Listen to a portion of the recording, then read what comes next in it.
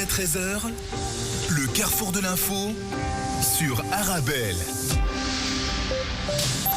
Et tout de suite, notre deuxième dossier du jour, dans le contexte de la Journée internationale de l'alphabétisation.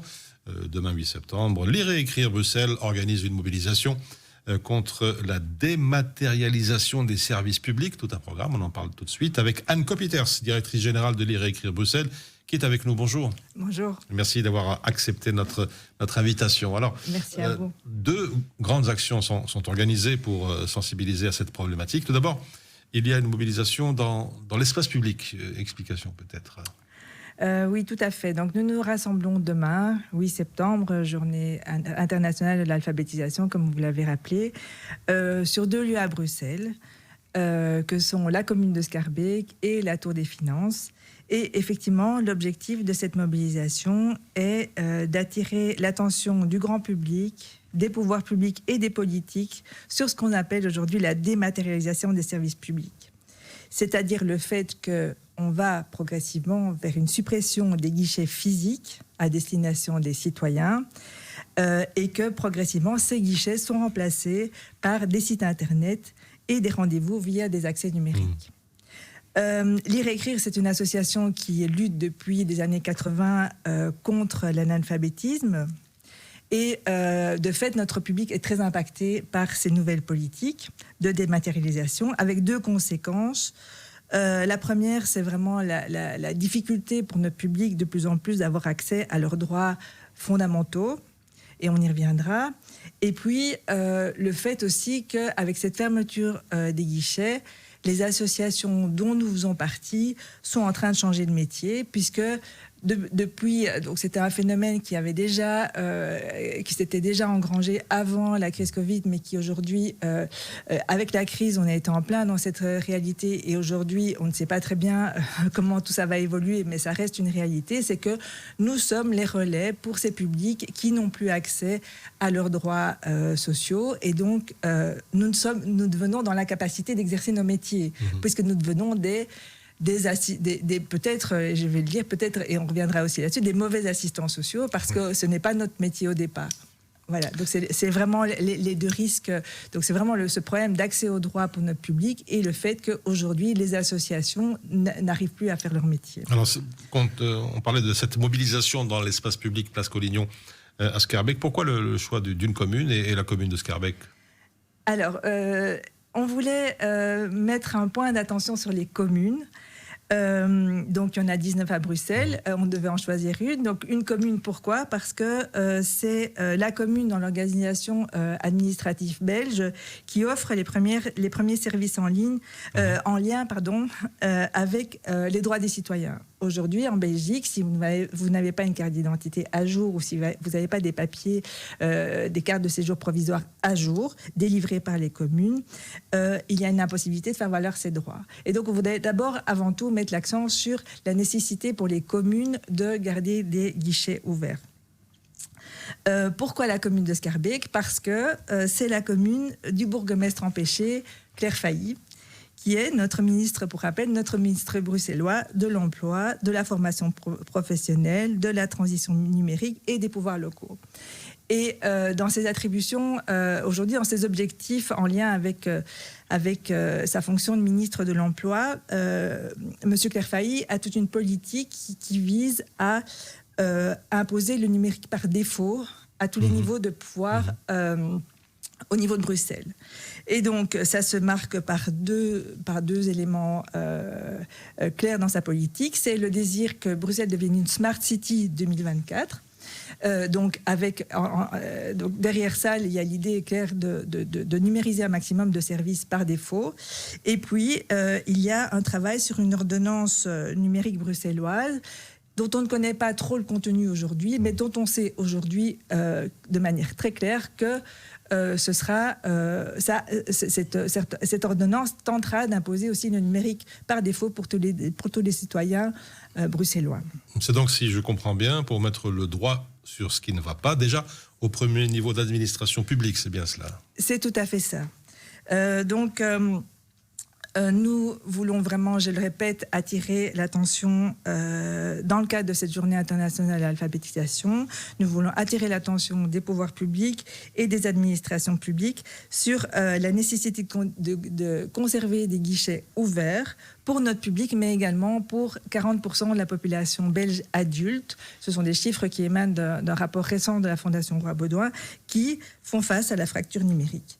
Les communes sont en première ligne dans ce dispositif. Et vous trouvez justement qu'on ne parle pas assez de cette fracture numérique? C'est pas un phénomène qui est nouveau, ça date depuis quand même plusieurs années. C'est un phénomène donc, qui s'est déclenché avant la crise sanitaire. Évidemment, c'était une tendance.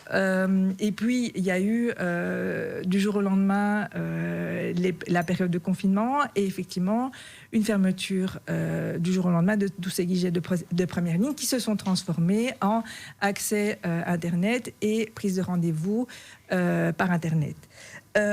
Donc aujourd'hui, on sait que c'est une tendance de la part des pouvoirs publics de conserver ce tout numérique et ce qui aujourd'hui est vraiment problématique pour nous. Donc on sait que c'est une tendance, mais on ne sait pas aujourd'hui à quelle sauce on va être mangé. On sait aussi qu'il y a beaucoup de tentatives aujourd'hui au niveau, entre autres, des communes bruxelloises, mais aussi des CPAS, pour fermer des guichets qui réouvrent. Donc on est vraiment dans quelque chose qui n'est pas clair aujourd'hui, parce qu'aujourd'hui il y a cette réalité qui émerge effectivement, qui fait en sorte que beaucoup de personnes renoncent à leurs droits parce qu'ils n'ont pas accès à ce tout numérique. Alors Anne Kopieters, on arrive à votre deuxième action qui se déroulera cette fois à la Tour des Finances, tout un symbole. Tout à fait. Donc la Tour des Finances, c'est notre fameuse déclaration fiscale que nous devons rentrer annuellement. Donc c'est la dématérialisation de ce service-là qui est un devoir des citoyens, a commencé il y a bien longtemps. Pendant la crise sanitaire, une fois de plus, toute l'aide, donc il y avait une époque où on pouvait aller se faire aider par des fonctionnaires pour remplir sa déclaration fiscale. Cette aide a été stoppée pendant la crise sanitaire et il y a une tendance de nouveau à basculer vers le tout numérique, c'est-à-dire que si vous n'avez pas fait une demande spécifique pour recevoir une déclaration papier, vous serez considéré comme automatiquement ayant l'obligation de remplir votre déclaration fiscale via TaxOnWeb. C'est problématique de nouveau parce qu'il faut connaître les méandres de ce type de système pour pouvoir trouver la manière dont on peut continuer à garder une déclaration papier. Voilà, donc c'est problématique parce qu'on le sait aussi dans nos publics, beaucoup ne remplissent pas leur déclaration d'impôt parce qu'ils sont dans l'incapacité de le faire. Donc c'est un problème parce qu'ils reçoivent des amendes, mais c'est aussi un problème parce que souvent ils se retournent vers les personnes de confiance pour avancer sur ces sujets-là. Et les personnes de confiance, c'est entre autres nos formateurs en alphabétisation qui se voient demander de remplir une déclaration fiscale. Ça veut dire avoir un accès à des données très personnelles. Ça veut dire une compétence aussi en la matière. Nos formateurs ne sont pas formés, ne sont pas fiscalistes. Et en fait, cette problématique, elle se pose, donc elle est assez marquante pour en ce qui concerne la déclaration fiscale, mais elle se marque à plein de niveaux aujourd'hui en termes administratifs. Donc c'est aujourd'hui, si vous voulez demander une bourse, vous avez le moyen de le faire en ligne ou en format papier. Mais si quelqu'un vous aide à rentrer une demande en ligne, eh bien vous n'avez plus qu'à avoir un contact en ligne avec l'administration. C'est un problème parce que si c'est un autre service ou un soutien qui vous fait votre demande en ligne, vous ne recevrez jamais la réponse puisque vous ne connaîtrez pas l'adresse email sur laquelle cette demande a été faite et vous attendrez jusqu'à passer les délais pour faire des recours éventuels. Donc cette dématérialisation est un vrai souci, je le répète, pour notre public. Et ça renvoie aussi à la question des personnes en difficulté de lecture et d'écriture qu'on ne rappellera jamais assez pour pouvoir accès à ce qu'on appelle les technologies de l'information et de la communication. Il faut savoir lire et écrire, il faut maîtriser ça et si on ne le maîtrise pas, eh bien on n'a juste pas accès, c'est tout. Alors, qu'est-ce qui vous fait dire que le SPF Finance est l'exemple type d'un service public qui s'est presque totalement dématérialisé, sans aucun débat public, ni réflexion préalable?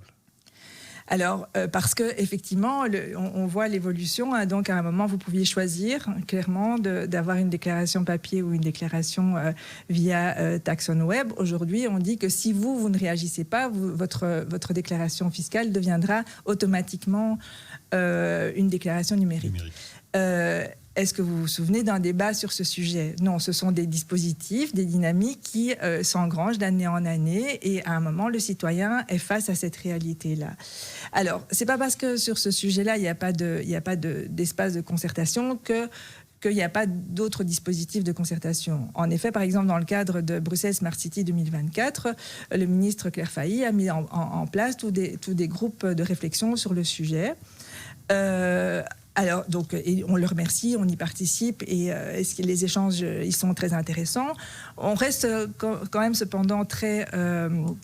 on a un doute sur ce qu'on va en faire des conclusions de ces focus group et de ces groupes de travail parce que on sait qu'il y a cette volonté de numérique par défaut et que, par exemple, on sait que aussi une réponse que donne le cabinet Claire Failly par rapport à ces questions-là, ce serait d'ouvrir des espaces publics numériques dans tout Bruxelles, qui compenserait le fait de la fermeture des guichets et de ce passage au tout numérique par défaut dans beaucoup d'administrations. Les espaces publics numériques, d'abord, effectivement, ils sont en train de se développer, mais ça pose aussi une question de c'est quoi un espace public numérique? Est-ce que c'est juste un lieu où on a accès on donne accès à des ordinateurs ou est-ce qu'on met à disposition quelqu'un de compétent? Quelqu'un de compétent en quoi? Est-ce que c'est quelqu'un d'assermenté? Puisque on remarque, donc nous, on a un informaticien public depuis maintenant plus d'un an à lire et écrire Bruxelles et on constate que les demandes sont multiples et que c'est aussi des personnes qui doivent être encadrées, accompagnées parce qu'on leur demande de rentrer dans des données privées. Ils ne sont pas assermentés. Il faut une grande relation de confiance pour que ces personnes, pour qu'en fait tout le monde soit confortable avec ces enjeux-là, ce qui n'est pas le cas aujourd'hui. Donc nous pensons que les espaces publics numériques, c'est bien, mais il faut un vrai accompagnement qui n'est pas clair. Et nous pensons qu'ils ne peuvent pas être un palliatif à 100% de la fermeture des guichets. Alors, il faut le dire, c'est une réalité. Aujourd'hui, le recours à l'informatique est rendu quasi incontournable, un recours renforcé par la pandémie, vous l'avez dit. Mais il existe des personnes qui sont en très grande difficulté, qui n'ont pas ou presque pas de compétences numériques. On a tendance à les oublier, pourtant ils sont nombreux. Oui, donc je le rappelle, donc c'est plus de 40% des adultes en Belgique qui sont en difficulté avec le numérique. Alors, pour différentes raisons, il y a un problème de matériel, il y a un problème de formation, il y a un problème de compétences, et il y a parfois un peu de tout, comme on dit. Voilà, donc c'est vraiment une problématique qui dépasse largement notre public. Donc aujourd'hui, on considère qu'un adulte sur 10 en Belgique est en difficulté de lecture et d'écriture. Ici, on parle de 40% des adultes qui sont face à ces problèmes de fracture numérique. Donc ce n'est vraiment pas un problème anodin et dans ces 40%, on trouve un public multiple et varié. Voilà. Donc c'est un vrai choix politique de prendre en considération cette réalité-là ou non. Alors vous vous mobilisez donc pour faire face à cette situation. Peut-être nous rappeler la date et les lieux de ces deux grandes actions dans le cadre de cette mobilisation. Donc ça se passe demain, le 8 septembre, journée internationale de l'alphabétisation. Ça se passe entre 11h30 et 13h30 sur 2 lieux à Bruxelles, la Tour des Finances au Botanique et la place communale de Schaerbeek, place Collignon. Le mot de la fin ou un message à faire passer avant de nous quitter ? Eh bien, si vous voulez nous rejoindre demain, c'est avec plaisir. Vraiment, venez faire la file avec nous. Venez montrer que nous ne sommes pas les seuls à défendre cette dynamique de guichet à tout prix. C'est important. Donc, vous trouverez toutes les informations sur notre site www.lireetécrire.be et sur notre page Facebook Lire et Écrire Bruxelles. Dernière chose, donc la réalité de l'analphabétisme est une réalité donc, qui touche, je l'ai dit, 10% de la population, mais souvent c'est des réalités cachées que les personnes n'expriment pas. Nous sommes dans une société extrêmement lettrée en Belgique et donc le mot de la fin, ce serait si vous rencontrez quelqu'un en difficulté, pensez peut-être qu'il a des difficultés avec la lecture et l'écriture et soutenez-le et envoyez-le à lire et écrire. Voilà, c'était donc la conclusion d'Anne Kopiter. Je rappelle que vous êtes directrice générale de Lire et écrire Bruxelles. Merci d'avoir été avec nous en direct. Merci à vous. Et on se retrouve dans quelques instants pour la toute dernière ligne droite de votre Carrefour de l'info. À tout de suite.